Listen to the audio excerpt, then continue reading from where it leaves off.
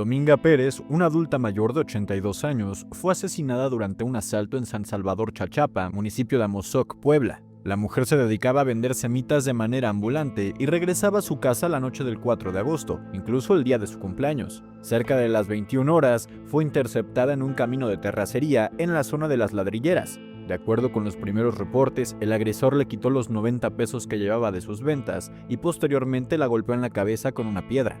Dominga sufrió un traumatismo cráneoencefálico severo y murió en el lugar. Cámaras de vigilancia captaron al presunto responsable siguiendo a la mujer y después huyendo a pie. La Fiscalía de Puebla mantiene abierta una investigación y hasta ahora no se reportan detenidos. La comunidad de Chachapa despidió a Dominga y exigió justicia y mayor seguridad.